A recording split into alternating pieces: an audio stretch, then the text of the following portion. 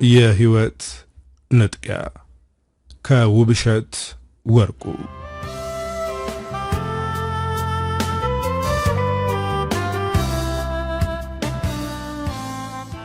ሰለሞን አገጩን የሸፈነውን ከርዳዳ ጺሙን እየፈተገ በሐሳብ ነግዷል። ፊት ለፊቱ ፍልቅልቋ አሜን ተቀምጣለች። የሰለሞን አይኖች አሜን ላይ ቢያርፉም ሐሳቡ ግን ከተማውን እየዞረ ነው። ሰለሞን መፈላሰፍ ይወዳል። ፍቅር ምናብ የሚፈጥረው ስሜት እንጂ የተለየ ተአምር አይደለም ማለት ያዘወትር ነበር። አሜን ወደ ሕይወቱ እስከምትመጣ ድረስ በዚያ አቋሙ እንደጸና ነበር። አሜን ያስተሳሰቡን ክምር እስክትበትነው ድረስ ሴት እንጂ ፍቅር ስሜት የማይሰጠው ሰው ነበር። ድንገት በአሜን ፍቅር ተለከፈ። ሔዋንን ያሳታት እባብ በአሜን ተመስሎ ልቤ ውስጥ ገብቶ ነድፎኛል አለ። በጊዜው የዩኒቨርሲቲ ተማሪ ነበርና የግቢው መጠቋቆሚያ ሆነ። ፈላስፋው በፍቅር ተሸነፈ ተብሎ ተሳቀበት። እሱ ግን ለስሜቱ እንጂ ለሚሰማው ነገር ግድ አልነበረውም። ከፊት ለፊቱ ተቀምጣ የዳመነ ፊት የሸፈናትን አሜንን እያየ በሐሳብ ይነጉዳል። አሜን ከስኒው ላይ ቆይቶ የቀዘቀዘው ቡናን አንስታ ወደ ከንፈሯ አስታስጠጋ አይኖቿ የሰለሞን አይኖች ጋር ተጋጩ። ቶሎ ብላ አይኖቿን ወደ ስኒው መለሰቻቸው። ሰለሞን ግን አይኑን ከአሜን ላይ ማንሳት አልፈለገም። የፍልስፍና ጠባዩ ድንገት መጣበትና ለሰከንዶች በአይኗ ውስጥ ያየውን ነገር ለመመርመር አሰበ። አይኖቹ ፊቷ ላይ አረፉ። ቀይ ፊቷ የዋለ ጉበት መስሏል። ደስታ አይነበብበትም። ይህ ሁሉ ትርጉሙ ምንድነው ብሎ አንሾካሾከ ሰለሞን። ወደ ተቀመጡበት ትንሽዬ ቡና ቤት የመጡት ስለ ፍቅራቸው ጣፈንታ ሊያወሩ ነው። ከአሜን ፊት ላይ የሚታየው የስሜት መዘበራረቅ ልታወራ የፈለገችው ነገር መልካም እንዳልሆነ ይናገራል። ድንገት ወደ ኋላ በሐሳብ ነጎደ። ትውውቃቸውን ለማስታወስ ሞከረ። ከ3 ዓመታት በፊት ሰለሞን ዶርም ላይ ተኝቷል። የጲላጦስ ጥበብ መጽሐፍን እያነበበ እንቅልፍ አሸለበው። ድንገት ስልኩ ጮኸች። አደነጋገጡ የስልክ ሳይሆን የቦምብ ድምጽ የሰማ ይመስላል። ወዲያው በፍጥነት ስልኩን አነሳውና ጓደኛው ላይ ጮኸበት። አንተ በእናትህ ትንሽ ረፍት ላድርግ ብዬ ምቀኛ ትሆንብኛለህ? ስትጮህ እኮ አንተ ነህ ምሳ ጋባዥ የምትመስለው። ጓደኛው ግሩም እየሳቀ መለሰለት። ሰለሞን እየተፍነከነከ እንዴ ለዛማ ከሆነ እንኳን ስልክ መድፋጩብኝ አለና ስልኩን ዘግቶ ተነሳ። ወደ መጸዳጃ ቤት ሄዶ ፊቱን ታጠበና የብሎኩን ደረጃዎች ፈጠን እያለ መውረድ ጀመረ። በዩኒቨርሲቲው ዋና በር ወጣና ወደ መነን አቅጣጫ ተጣደፈ። መነን አደባባይን አልፎ ወደ ቀጨኔ መድኃኔዓለም በሚወስደው መንገድ ትንሽ እንደተጓዘ በግራ መስመር በኩል ከተደረደሩት ግቢዎች የአንዱን በር ቆረቆረ። ትንሽ ቆይቶ በሩ ተከፈተ። የከፈተችለት ሴት ጋር ፊት ለፊት ተፋጠጡ። ወደ ግቢው መግባቱን ትቶ ፈዞ ቀረ። ልጅቷ ቀይና የደስደስ ያላት ናት። ከሁለት ተከፍሎ የተሰራው ለስላሳ ጸጉሯ በጆሮዋ አልፎ ጡቶቿ ላይ አርፏል። ቀይነቷን ያጎላ ሮዝ ከለር ቲሸርት ለብሳለች። ነጭ ቱታ ሱሪ በነጠላ ጫማ ለብሳለች። አቤት አለች አሜን ፈገግ ለማለት እየሞከረች። ግሩምን ፈልጌ ነበር አለ እንደ መርበትበት እያለ። አለ አለችና የግቢውን በር ከፍታው ሄደች። ከኋሏ አያያት ፈዞ ቀረ። ወዲያው ፈጠን ብሎ የግቢውን በር ዘጋውና ወደ ግሩም ቤት ተጣደፈ። ወደ ውስጥ ገባና ግሩም ላይ አፈጠጠበት። ማናት አለ ትንፋሹ እየተቆራረጠ። ምኗ? ቆይ እስኪ መጀመሪያ ሰላምታ አይቀድምም ነበር? አብረን ያደርን ነው እኮ ያስመሰልከው። ግሩም ግራ እየተጋባ ጠየቀው። አሁን ዝም ብለህ ስለሱ አውራኝ አለ ሰለሞን እየተለማመጠ። ስለማን? ስለ ሽሮ ነው አይዞ ዛሬ ሽሮ የለችም ዘርፎር ናት አለ ግሩም ፈገግ እያለ። ሰለሞን እንደ መበሳጨት እያለ ኧረ በእናትህ ግሩም በዚህ ሰዓት ቀልድ መስማት አልፈልግም። ቻርሊን ቻፕሊን ራሱ በዚህ ሰዓት ቢመጣ አያስቀኝም ብሎ የግሩምን እጆች ያዘ። አንተ ልጅ ግራ አታጋባኝ፣ ስለማን እንደምነግርህ ለምን በግልጽ አትነግረኝም? አለ ግሩም እንደ መቆጣት እያለ። በሩን የከፈተችልኝ የውበት መልአክ የመሰለች ልጅ ማን ናት? ግሩም ፈገግ እያለ እንግዲህ እኔ ጠንቋይ አይደለሁ፣ ማን እንደከፈተችልህ በምን አውቃለሁ? አለ የሆነ ነገር ለማስታወስ እየሞከረ። መቼም ስለ ቆንጆ ሴት ካወራው ማን እንደሆነች ላታውቅ አትችልም አለ ፊቱን ኮስተር እያደረገ። ግሩም ነገሩን ቀለል እያደረገ እዚህ ግቢ ብዙ ቆንጆ ሴቶች አሉ፣ ምልክት ንገረኝና ልገምት አለው። ሰለሞን ፈጠን ብሎ ቀይ ጸጉሯ ተጎንጉኖ ወደ ጥቶቹ የወረደ ቀጠን ያለች ሮዝ ቲሸርት። ግሩም ወሬውን አስቆመው። ነጭ ቱታ በነጠላ ጫማ የለበሰች? ሰለሞን እንደ መፈንጠዝ እያለ አው እሷ ራሷ አለ። በእውነቱ እሷን በመሰለች ቆንጆ የግቢ በር ስለተከፈተል ፈጣሪን አመስግን ብሎ ግሩም ፈገግ አለ። እኔ አሁን ቀልድ አይደለም የምፈልገው። ልጅቷ ማናት? አሜን ትባላለች። እዚህ ግቢ ከተከራየች 2 ሳምንቷ ነው። የናዝሪት ልጅ ናት። ሰለሞን አቋረጠውና እንዴ እኔ ማናት አልኩ እንጂ የህይወት ታሪኳን ዘርዝርልኝ አልኩ ሲለው ግሩም እሺ በቃቶ ስሟን ካወክ ይበቃል ብሎ ፍራሹ ላይ ሄዶ ተጋደመ። ሰለሞን መለመን ጀመረ። በእናት ትንሽ ስለሱ አውራኝ አለ የግሩምን እጆች እየሳመ። ኧረ በእናት እጄን አትሳም ራሷ ታወራለች ብሎ ፈገግ አለ። ሰለሞን የሰማውን ማመን አልቻለም። ትንሽ እንደማሰብ ብሎ ራሷ ታወራለች ማለት መቼ? እንዴት? ከፈለካውን ትመጣላለች። በጣም የምትገርም ሶሼብል የሆነች ልጅ ናት። ገና 2 ሳምንት ሳይሞላት የግቢው ሰዎች ሁሉ ጋር ቤተሰብ ሆናለች። ሰለሞን የሰማውን ባለማመን እውነትህን ነው? እና ጥራታ ወይኔ ልጥራት አለ እየተቁነጠነጠ። አርፈ ቁጭ በል፣ እኔ ጠራታለሁ። ደግሞ ያ ኩራት የት ሄዶ ነው? እኔ አዳም ዘር አይደለሁም ሴት አታሸንፈኝም የሚለው ኩራትስ? ግሩም በመደነቅ ጠየቀው። እቺ ሴት አይደለችም ግሩሜ፣ መልአክ ናት። አንተ ራሱ ሚስት ባይኖር ታብድላት ነበር ብሎ ፊቱን በእጆቹ ሸፈነ። መልአካውን ትመጣላለች አለና ግሩም ስልኩን አንስቶ ቁጥሮች ጻፈ። ሄሎ አሜን፣ እመጣለሁ ብለሽ በዛው ቀረሽ እኮ። በእናትሽ እንግዳ መጥቶብናል፣ ቡና አታፈይልንም? በቃ ቶሎ ነይ። ስልኩን ዘጋውና ሰለሞንን አየው። የሰለሞን ፊት ላይ ጭንቀትና ደስታ ይነበብ ነበር። ግሩም የሰለሞንን ጉጉት ትዕዛዝ ለማስተላለፍ ተጠቀመበት። ሸረፍ አድርጎ አየውና ይኸውልህ የዚችን ቆንጆ ልጅ ቀልብ መግዛት የምትፈልግ ከሆነ ከሰል አቀጣጥል አለው። ሰለሞን መርዶ የሰማ ይመስል ምን ብሎ ጮኸ። ግሩም ከት ብሎ ሳቀና ፈገግ ብሎ ዝም አለ። ሰለሞን እልህ እየተናነቀው ቆይ እኔ ነኝ ከሰል የማቀጣጥለው እኮ ለሴት ብሎ ግሩምን በግርምትና መልስ በሚሻ ተያየው። ቆይ ከሰል ብታቀጣጥል ምንድነው ችግሩ? ግሩም በትዝብት አይን እያየው ጠየቀው። ሰለሞን በስጨት እያለ ወንድነቴስ ክብሬስ ብሎ ግሩም ላይ አፈጠጠበት። ግሩምም በስጨት እያለ ሁለት ወዶ አይሆንም ሰውዬ፣ ወይ ክብርህን ወይ እሷን ምረጥ። ደግሞ ስችል ለመሰለች ቆንጆ ክብርህን አይደለም ነፍስህን ብትተውላትስ ሲለው ደግሞ ለሴት አላደርገውም ብሎ ሰለሞን ግራ የገባው ፊት እያሳየ ዝም አለ። ግሩም ምድጃውንና በፌስታል የተቋጠረውን ከሰል እያቀረበ አንባቢ ነኝ ትላለህ፣ ግን ታሪክህን የዘነጋ ትመስላለህ። ብዙ ታላላቆች ለሴት ብለው ክብራቸውን አጥተዋል። ሌላውን ተው፣ አዳም እንኳን ገነትን ያክል ቦታ ያጣው ከግራ ጎኑ በተፈጠረችው ሴት ተታሎ ነው።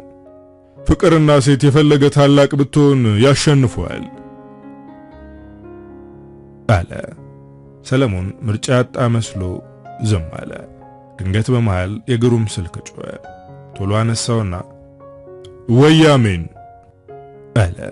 የሰለሞን ልብ በፍጥነት መምታት ጀመረ። ግሩም ቀስ ብሎ አየው። የሰለሞን ፊት ላይ ላብ ችፍ ብሏል። ግሩም ፈገግ እያለ ስልክ ማውራቱን ቀጠለ። 10 ደቂቃ ችግር የለውም እንጠብቅሻለን። ስልኩን ዘጋውና ሰለሞንን አየው። ከፌስታሉ ወደ ምድጃው ከሰል እየጨመረ 10 ደቂቃ ነው ያለ፣ ለዚች ቆንጆ መስዋዕትነት ክፈል። ሰለሞን እየተነጫነጨ ተነስቶ ወደ ምድጃው ተጠጋና ለማቀጣጠል መታገል ጀመረ። አልሆነለት ሲል በብስጭት ጥሎት ተነሳ። ግሩም እየሳቀ ሄዶ ከሰሉን አቀጣጠለው። አሜን በ10 ደቂቃ ውስጥ መጣው ካለች 30 ደቂቃዎች አልፈዋል። ሰለሞን የሚያደርገውን አሳጥቶታል። የያዘውን ጥበብ ከጲላጦስ የሚል መጽሐፍ እያጠፈ ተነጫነጨ። ምንድነው አትመጣም እንዴ? 30 ደቂቃ አለፈኩ። ደግሞ ከምኔው ምን አቤን ተቆጣጠረችው? በእያንዳንዱ ገጽ ውስጥ የሷ ምስል አለ ብሎ ክፍቱን ሆኖ የሚያዛጋ ወደሚመስለው በር ተመለከተ። ግሩም ፈገግ እያለ ሶል አላልኩም? ሴቶች እንኳን ክብርን ቀልበን ያሳጣሉ። አንተ ራስህ አይደለም እንዴ ሴቶች ለመኳኳል ሰዓታት አይበቃቸውም ስትለኝ የነበረው ብሎ እሱም ወደ በሩ ተመለከተ። ምን መኳኳል ያስፈልጋታል? የቀድሞ ውበት ራሱ በቂ አይደል እንዴ ብሎ ግሩምን አየው። አሜን በቡና ሰዓት ሌላ ሴት ነች እና ትቀየራለች እያልከኝ ነው ብሎ ሰለሞን አማተበ። ግሩም ፈገግ እያለ አታስመስል፣ ከየት ያመጣው ማማተብ ነው? አሜንን ለማሳመን እየተለማመድክ መሆን አለበት አለ። አሜን የእምነት ሰው ከሆነች እኔም አማኝ ለመሆን ችግር የለብኝም ብሎ አሁንም ወደ በሩ አየ። ለማንኛውም ራስን አዘጋጅ፣ ብርሃናዊ የውበት መልአክ ሁና ነው የምትመጣልህ። ሰለሞን ግር እያለው መቼም ከቀድሙ በተለየ ውበት አትመጣም። አንተ ልጅ አታስፈራራኝ እንጂ መንፈስ እየመሰለችኝ ነው ብሎ ግሩም ላይ አፈጠጠበት።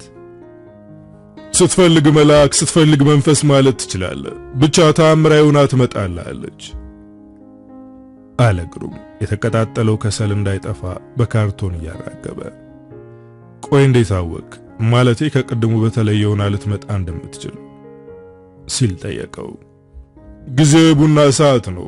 አሜን ደግሞ ግሩም የጀመረውን ወሬ ሳይጨርስ ቤቶች የሚል ስርቅርቅ ድምፅ ተሰማ። የአሜን ድምፅ ስታወራ ይስረቀረቃል። እያንዳንዱን ቃላቶቿን የምትናገራቸው በስልታዊ መንገድ በዜማ አጅባቸው ይመስላል። ግሩም ፈገግ ብሎ ያያት ይግቡ የተከበሩ አለ። ሰለሞን ምንም ሳይል ፈዞ ቀርቷል።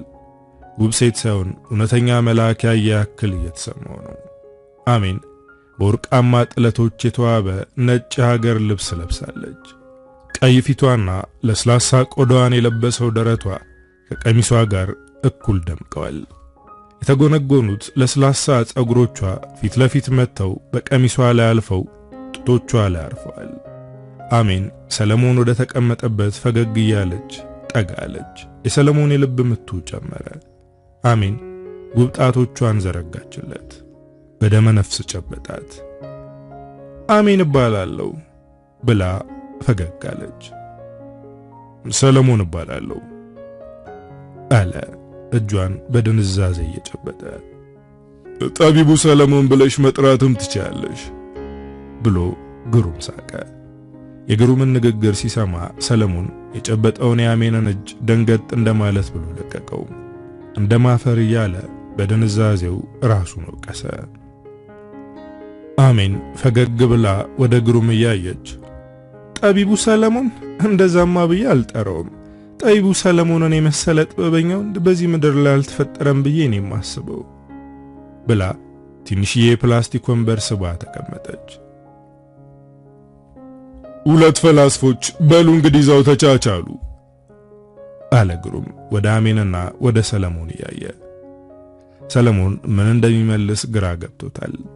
መፈላሰፍ የሚወደው ነገር ቢሆንም ለጊዜው ግን አፉ ተሳስሯል። ውበት የብረት ሰንሰለት ነው፣ ካልተጠነቀቁና ጠላልፎ ካሰረ ለመፍታት ያስቸግራል ብሎ በራሱ ብቻ በሚሰማ ድምፅ አንጎራጎረና የዝምታው ምክንያት የአሜን ውበት የፈጠረበት ስሜት ሊሆን ይችላል ብሎ ግምት አስቀመጠ። አሜን ከሼልፍ ላይ የተሰቀለውን አነስ ያለ ነጭ ረከቦት እያነሳች በቃ እኔና ሊዲያ ካልመጣን ይሄ ቤት ቡና አይፈላበትም ማለት ነው አለች ወደ ግሩም በፈገግታ እየተመለከተችና በፍጥነት ስኒዎቹን ረከቦቱ ላይ በመስመር እየደረደረች። ሰለሞን የአሜን ውበት አፍዝዞታል። ፍጥነቷ አስገርሞታል። ከነግሩም ጋር ያላት ቅርበት ለሁለት ሳምንት ብቻ ሳይሆን ለሁለት ዓመት የሚተዋወቁ ነው የሚመስለው።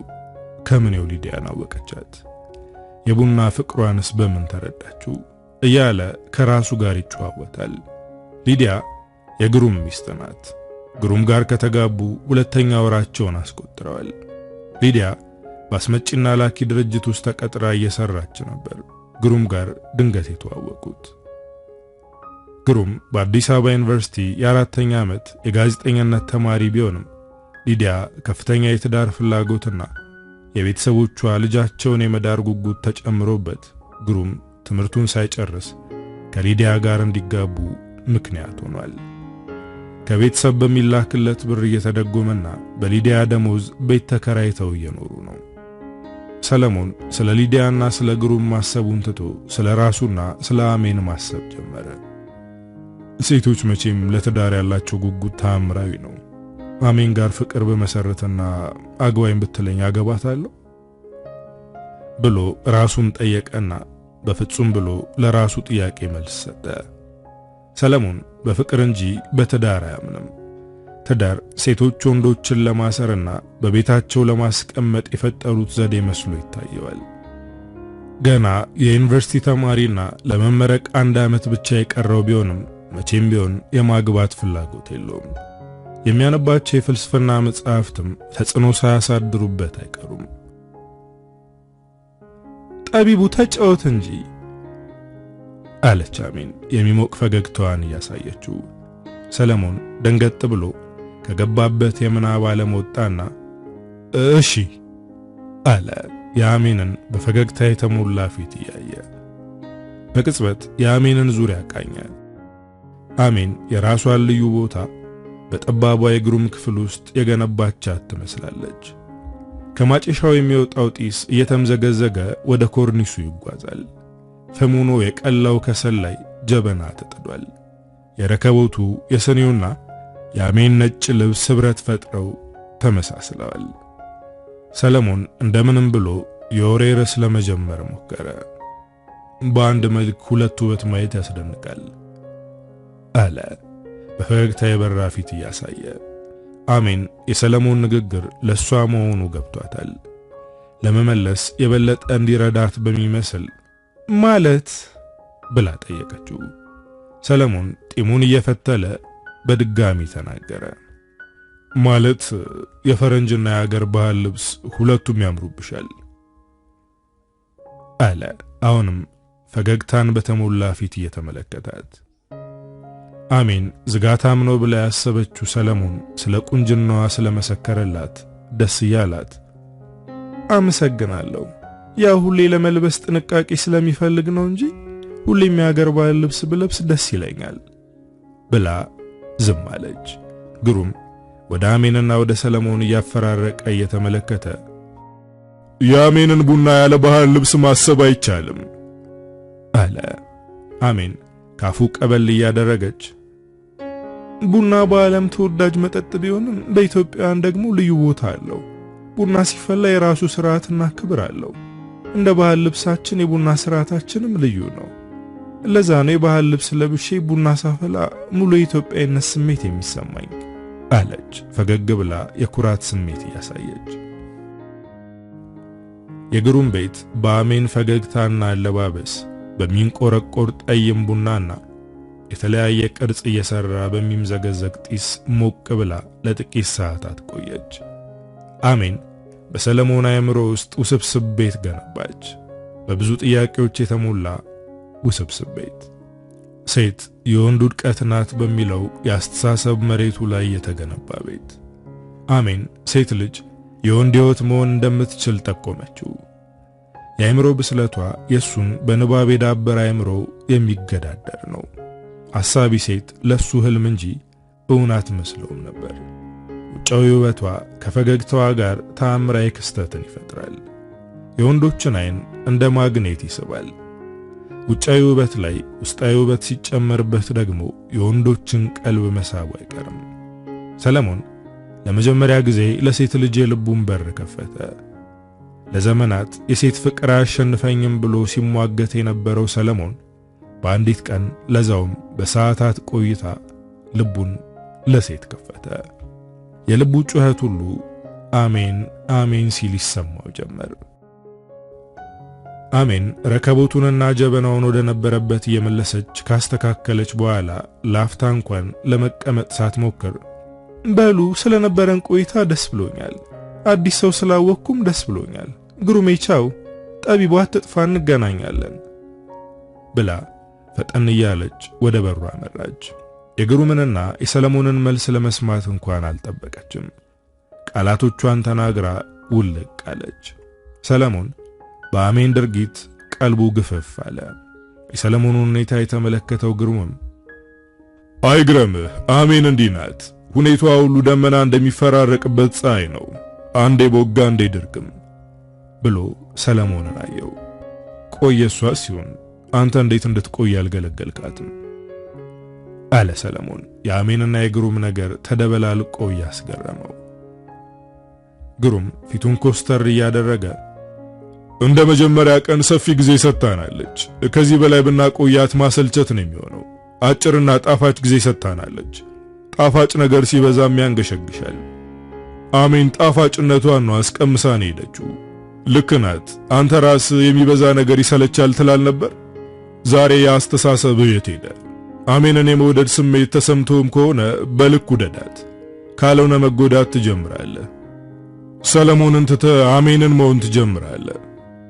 ፍቅር ራስን ሳይተው ሌላን መውደድ ሲቻል ነው ትክክለኛ የሚሆነው።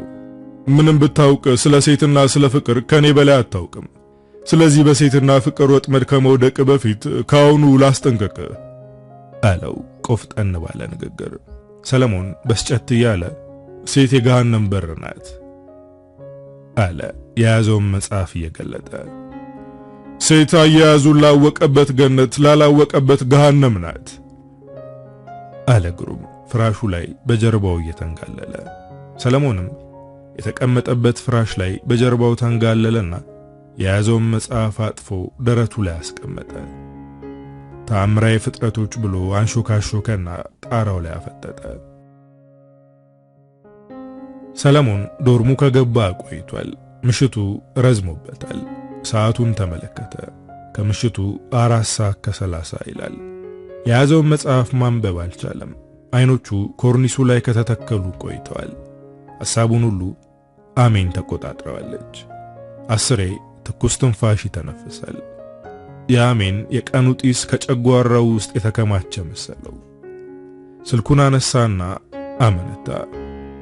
ቁጥሮች ጽፎ ደወለ። ሄሎ አለ ጎርነን ያለ ድምፅ። ሄሎ አንተ ተኝተህ ነው እንዴ? እኔን ሐሳብ ላይ ጥደ አንተ ተኝተሃል አለ ሰለሞን እንደምንም ብሎ ፈገግ ለማለት እየሞከረ። ሰውዬ እኔ አይደለሁም ጥፋተኛ አይነህ ነው አለ ግሩም እያዛጋ። አንተ ባጠራይ ኑሮ መቼ አያት ነበር ብሎ ድንገት ከት ብሎ ሳቀ። አይነህ ባያት ኑሮ መች ተወዳት ነበር ብሎ ግሩምም ሳቀ። አሁን መወቃቀሱን እንተውና መፍትሄ እንፈልግ። ምን አይነት መፍትሄ አለ ግሩም ስለ መፍትሄው ለመስማት ጓጉቶ። ስልኩ አላክልኝ። ሰለሞን አጭር ነገር ተናገረ። ግሩም ድንገት ከት ብሎ ሳቀና ይሄ ነው መፍትሄው ብሎ በመገረም ጠየቀ።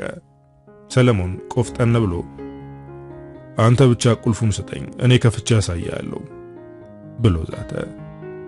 ጥሩ ቴክስት አደርግልሃለሁ ብሎ አዛጋ። እጠብቃለሁ ብሎ ሰለሞን ስልኩን ዘጋውና ኮርኒሱ ላይ አፈጠጠ።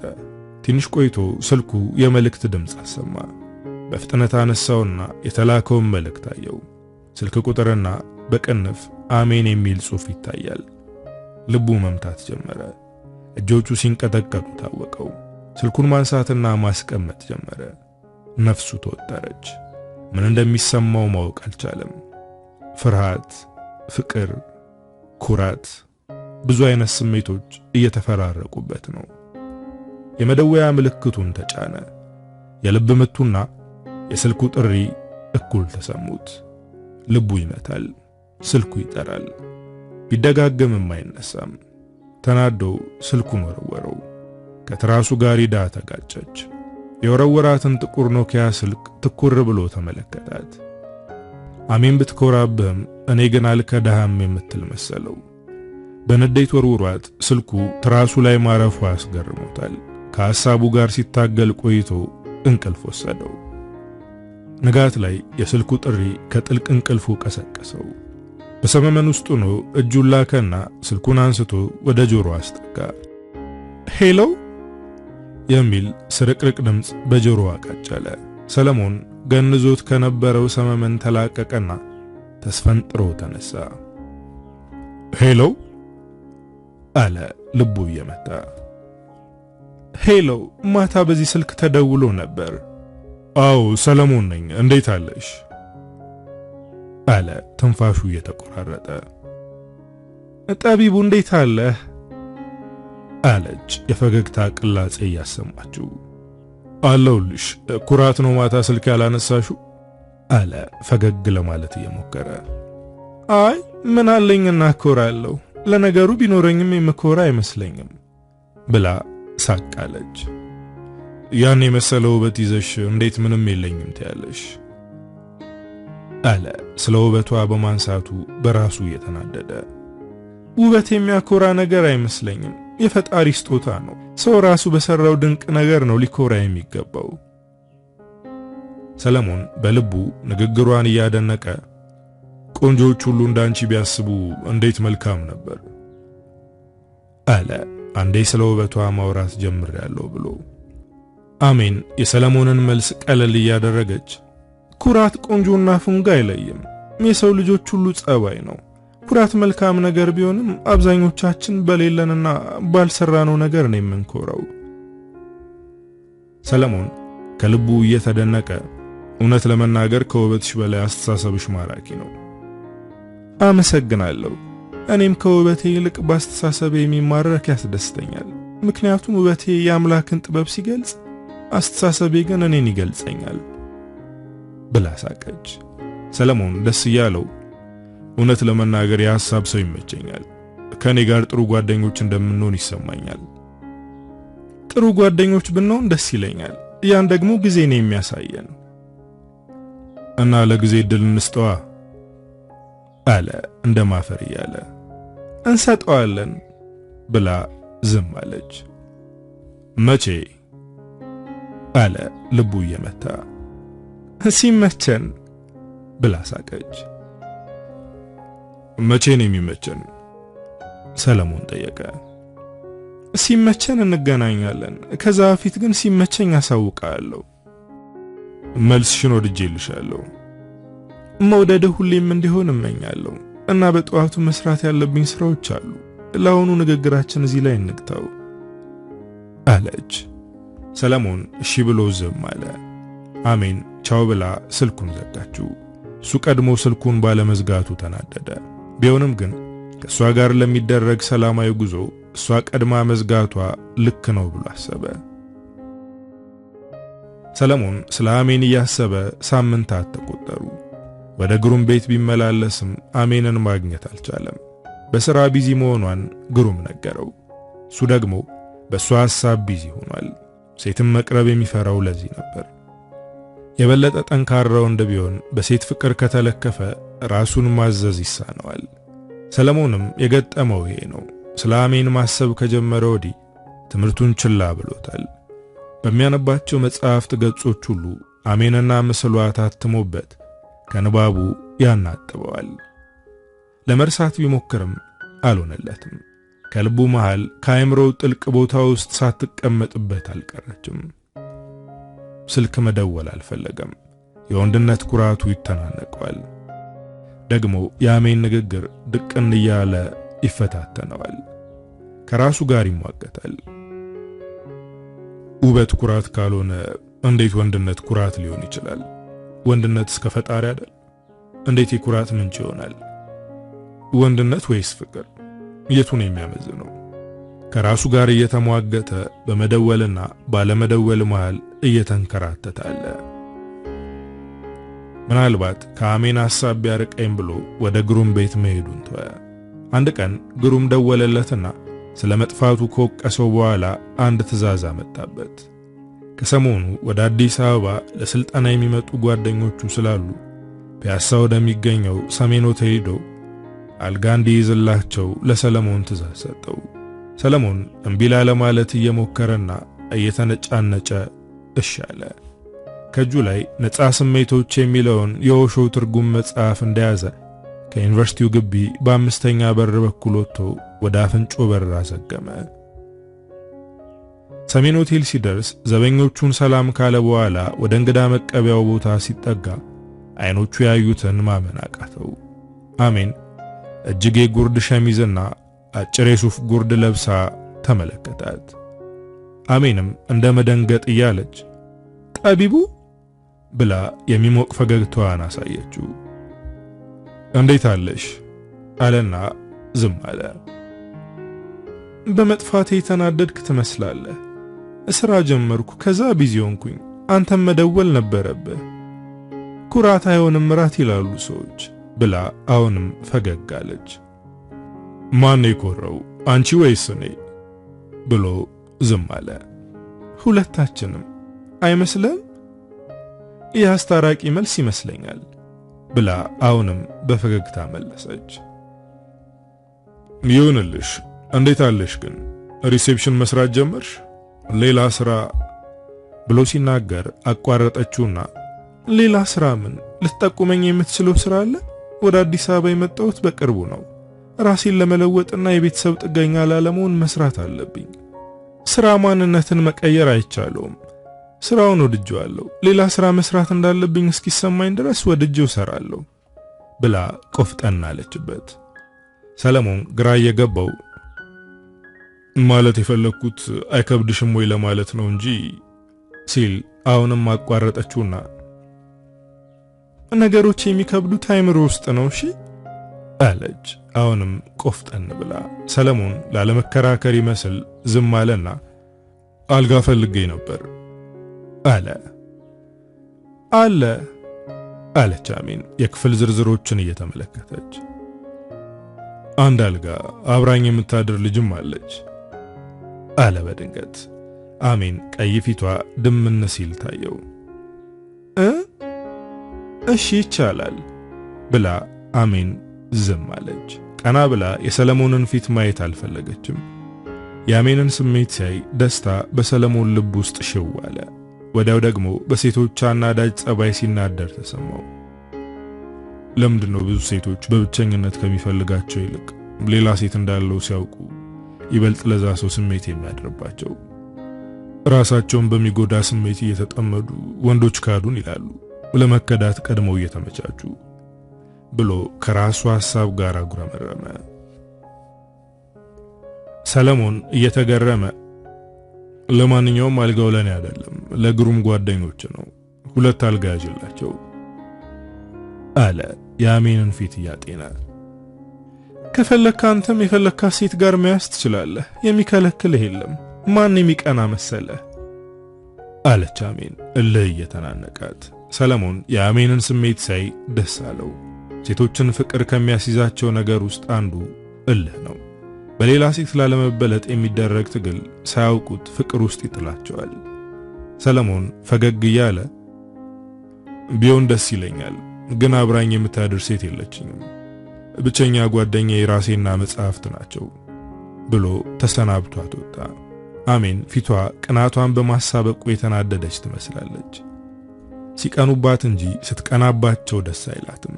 ሰለሞን በበኩሉ የድል አድራጊነት ስሜት እየተሰማው ወደ ዩኒቨርሲቲው ገሰገሰ። በአሜንና በሱ መካከል በተደረጉ ንግግሮች ይህ ንግግሩ የተሻለና አሸናፊነት እንዲሰማው ያደረገው ነበር። አሜን ሰለሞን ከወጣ በኋላ ስለ ንግግራቸው ማሰብ ጀመረች። በሱ ፊት ተርበትብታ በመናገሯ ተናዳለች። ወንዶች አስደንጋጩን ውበቷንና አስገራሚውን አስተሳሰቧን እያዩ ሲርበተበቱና እሷን በመፈለግ ስሜት ሲሰቃዩ ማየትን እንጂ እሷ በፊታቸው በአንዲት ቃል እንኳን ብትርበተበት ቀን ሙሉ ስትናደር ትውላለች። ወንዶች ለሷ ስሜት እንዳደረባቸው ወደ የመለየት ጥበብ አላት። በእርግጥ የሷን ተአምራዊ ውበት አይቶ ለሰከንድም ቢሆን እሷን አለማሰብ ለማንም እንደሚቻለው አይመስልም። ሰለሞንም በፍልስፍና የታሸው ሴትን አቅልሎ የማየት ስሜቱ በአሜን መፈተን የጀመረው ገና ባያት ቅጽበት ነበር። በመጀመሪያ ቀን እይታው ቡና ባፈላችላቸው ሰዓት ሲናገር ከነበራቸው ቃላት እንዲሁም ከዓይኖቹ በሴትነት ጥበቧ ሰለሞን ስሜት እንዳደረበት አውቃ ነበር። እንገናኝ ሲላትም ብዙ ላለመቅረብ የወሰነችው የመወደድ ስሜቷን ከፍ ለማድረግ ነበር። ማንም በቀላሉ የሚያገኘው ርካሽ ነው፣ አልማዝ መሆን አለብኝ፣ ይፈልጉኝ ስብስቡንና ጥልቁን የፍቅሬን ቦታ ማግኘት የሚችለው እርሱ እኔን ያገኘኛል የሚል እምነት አላት። ሰለሞን ላይ ያደረገችውም ይህንኑ ነበር። በእርግጥም ተሳክቶላት ነበር። ሰለሞን ስለሷ በማሰብ ተጠምዷል። ሰለሞን አሜንን ካገኛት በኋላ ደስታ በደስታ ሆኖ ነበር ወደ ዶርሙ የገባው። ለግሩም ደውሎ ደስታውን ነገረው። ሰለሞን አሜንን በማግኘቱ ብቻ ሳይሆን በአሜን ላይ ያየው ስሜት ነበር ይበልጥ ያስደሰተው። አሸናፊነትን የሚወደው ለዚህ ነው። መሸነፍ የሚያመጣውን ህመም አይፈልገውም። ለዛም ነው ራሱን በፍልስፍና በመጥመድ በሐሳብ ዓለም በአሸናፊነት ለመኖር የሚታገለው። ሴቶች ደግሞ እሳቤን፣ ጥንካሬን፣ ሰላምን ይነጥቃሉ ብሎ ስለሚያምን በሴት ፍቅር መለከፍ አይፈልግም።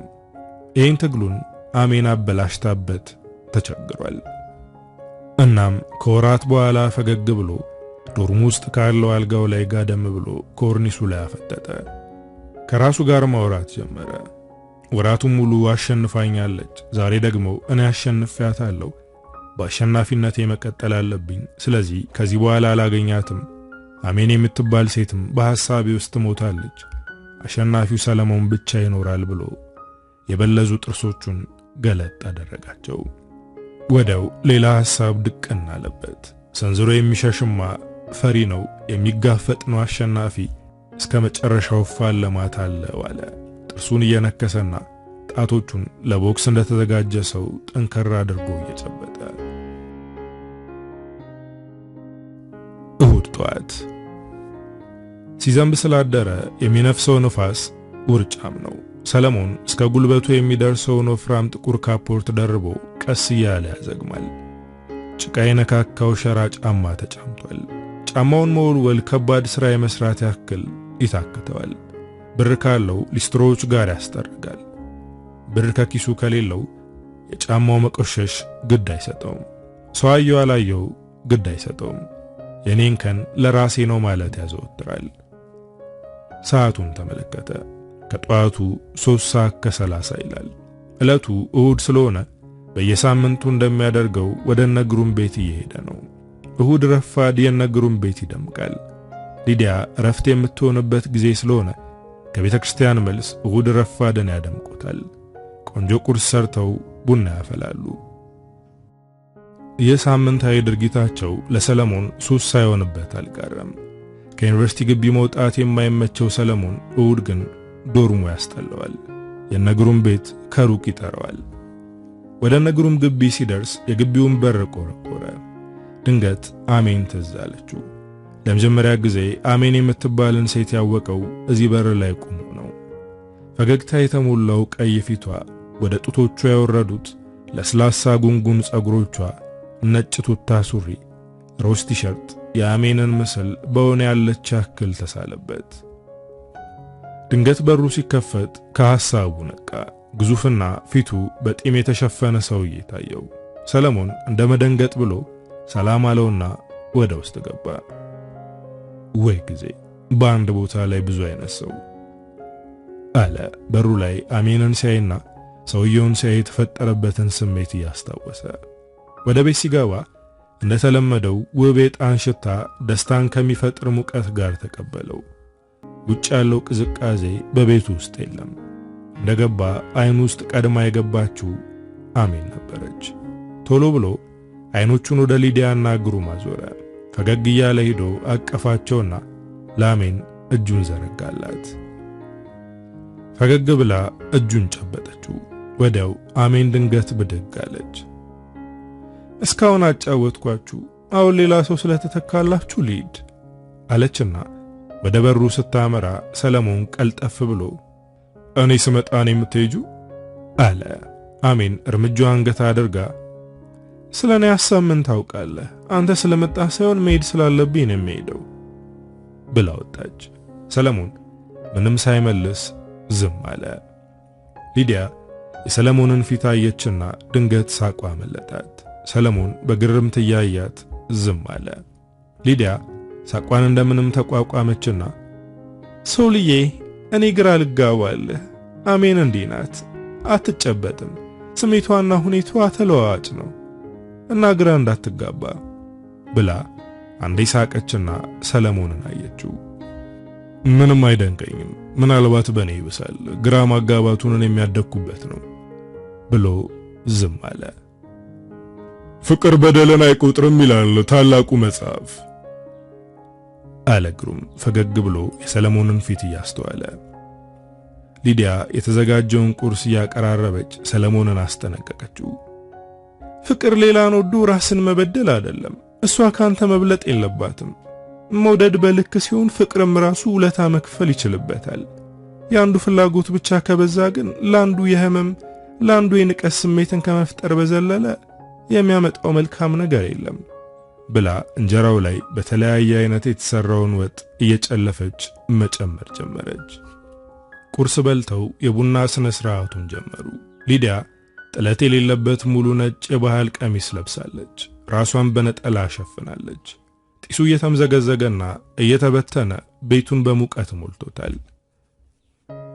ሊዲያ ጠይም ቡና ከጀበናው ወደ ሲኒዎቹ የቀዳች ሰው ልዬ ተጫውት፣ ፍቅርማ ፈገግታ እንዳይነጥቅ፣ እሷ እንደፈለገች እየሳቀች አንተ ምን በወጣት ተክዛለህ ብላ የቀዳችውን ቡና አንስታ እጇን ዘረጋችለት።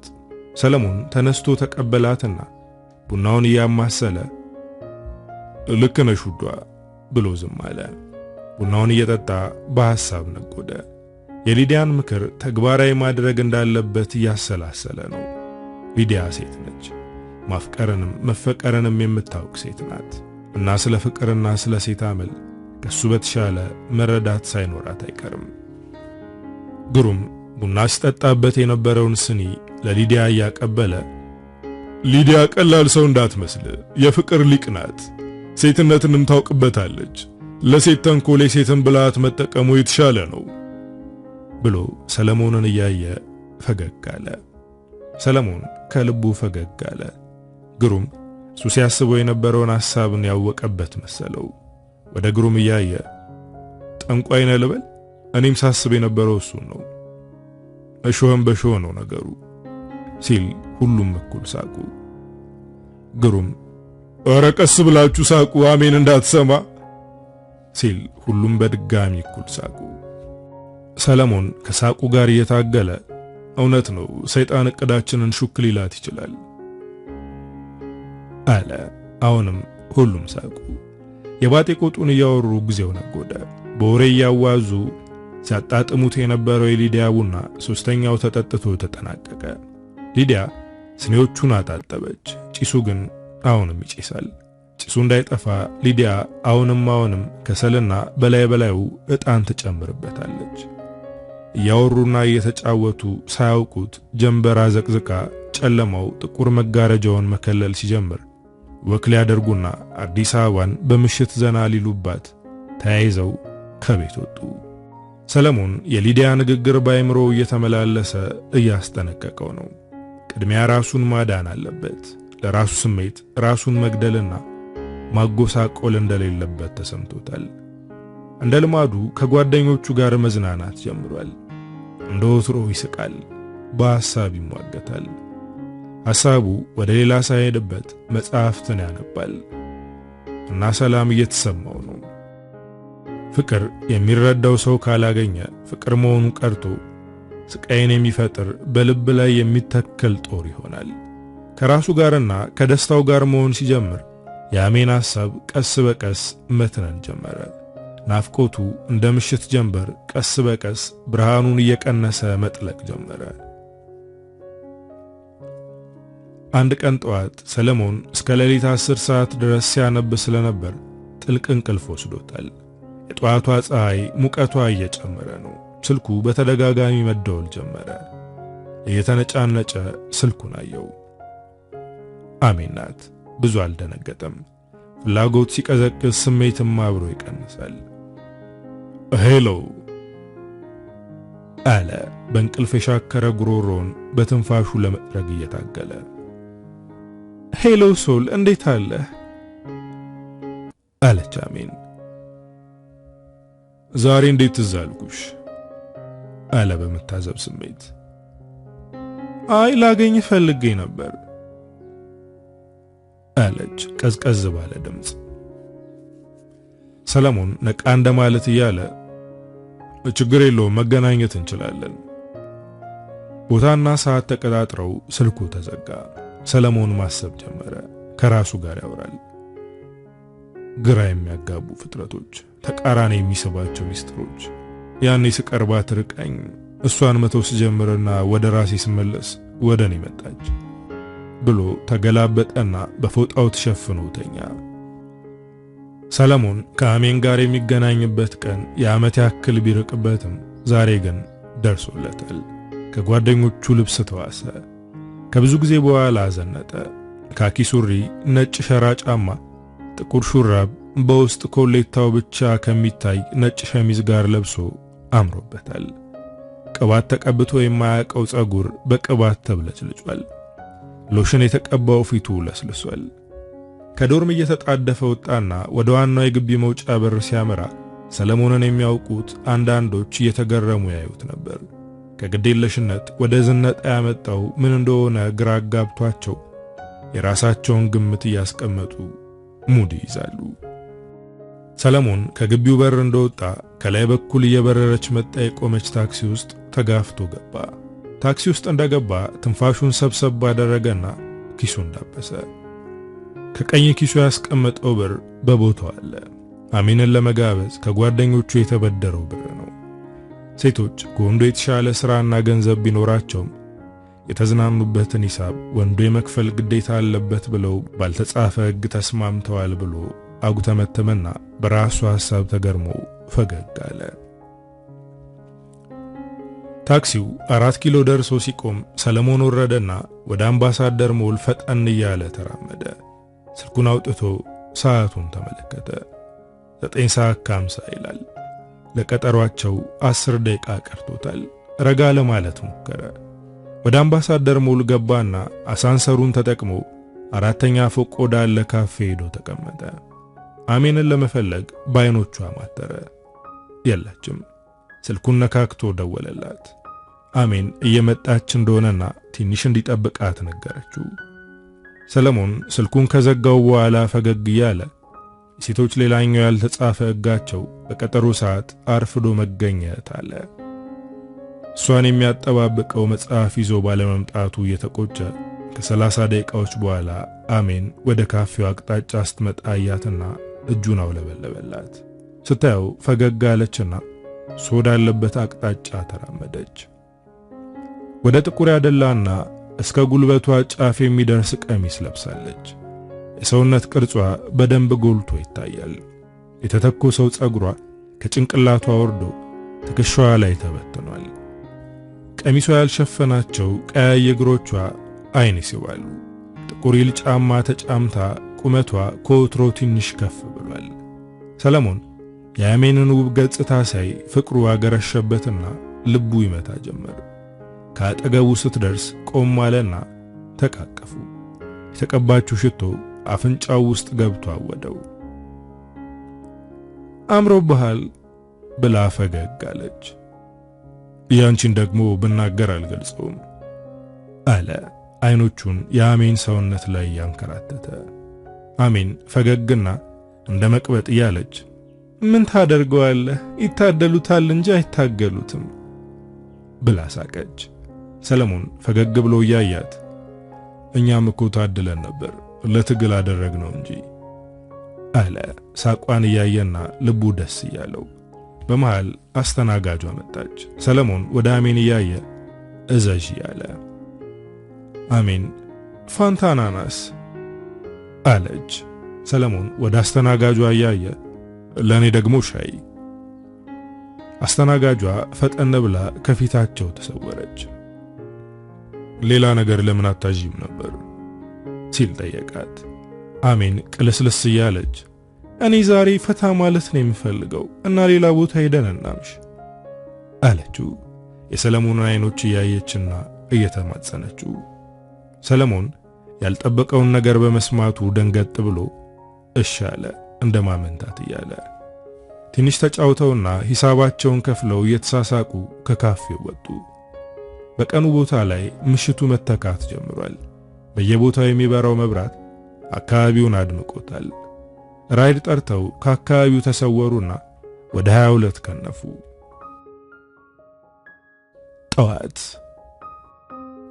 ሰለሞን ከእንቅልፉ ነቃና በመብራት የደመቀው ጣራ ላይ አፈጠጠ። በየሰከንዱ የሚወጣ ትንፋሽ ደረቱን እያሞቀው ነው። አሜን ደረቱ ላይ ተኝታ በእንቅልፍ ውስጥ ናት።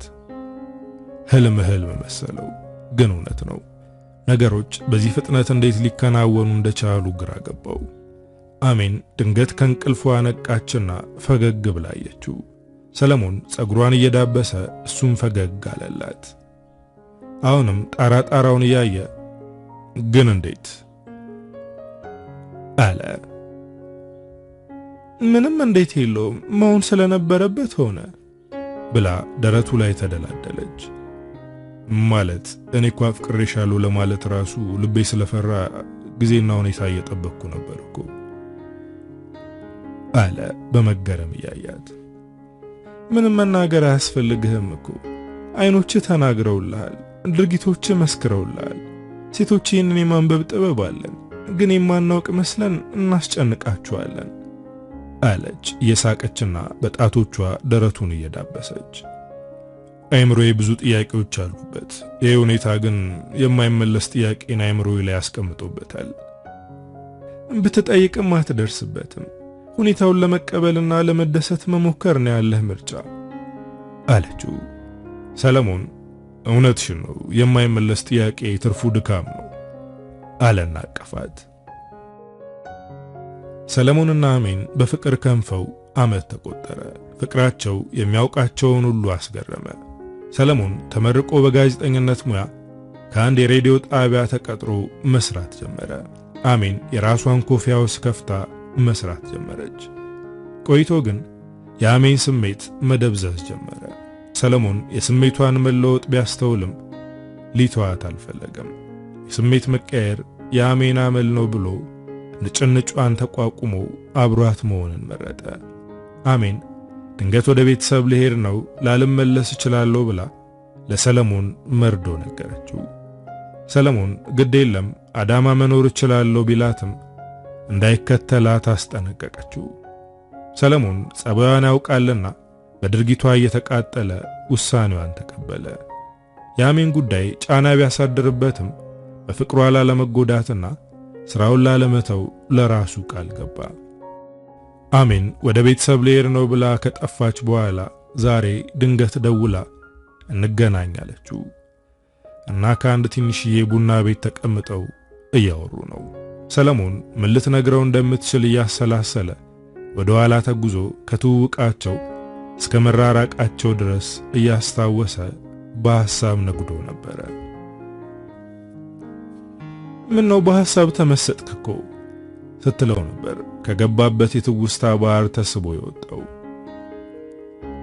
ልትነግሪኝ ስላሰብሽው ነገር ነው የማስበው ብሎ ሰለሞን የአሜን አይኖች ላይ አፈጠጠ። አሜን ለሰከንዶች ዝም አለችና ፍቅራችን አልቆለታል እንድንለያይ ልነግርህ ነው የመጣሁት ብላ ዝም አለች። ሰለሞን ብዙ አልደነገጠም። የጠበቀውን ነገር ያወራችለት መሰለው። ለምን የሚል አጭር ጥያቄ ብቻ ጠየቃት። አሜን አይኖቹን ለማየት እየፈራች የቤተሰቦቼን ፍላጎት ማክበር እፈልጋለሁ፣ ማግባት አለብኝ እና በቅርቡ አገባለሁ ብላ ዝም አለች። ሰለሞን ድንገት ብድግ አለ። መልካም ትዳር አለና ተራመደ። አሜን ሶል ብላ ተጣራች። ሰለሞን መልስ መመለስ አልፈለገም። ሊሄድ የተዘጋጀ ልብ ማንም እንደማያስቆም ያውቃል። የአሜን ልብ ከሱ ከኮበለለ ወራት አስቆጥሯል። እናም በቤተሰብ ብታመካኝም ልቧ ሌላ ፈልጓል። ሕይወት እንዲህ ናት፣ ሰጥታ የምትነጥቅ። ከሕይወት ጋር ግብግብ መፍጠር አልፈለገም። ሕይወት መስጠትም መንጠቅም የሚችሉ ጠንካራ መዳፎች አሏት። አንዳንዴ ቢታገሏትም ማመንን የሚያስቀብል ኃይልም አላት እና የሕይወትን ንጥቂያ ለመቀበል ቆርጦ ተራመደ። ወደማያውቀው ወደፊት ለመሄድ ቆረጠ። የተሻለ ወይ የባሰ ይዞለት ወደሚመጣው ወደፊት፣ ወደ ነገ በድፍረት ተራመደ። በፊት የሕይወት ስጦታ፣ አሁን የሕይወት ንጥቂያ የሆነችበትን አሜንን ወደ ኋላ ትቶ ተፈጸመ። ከውብሸት ወርቁ።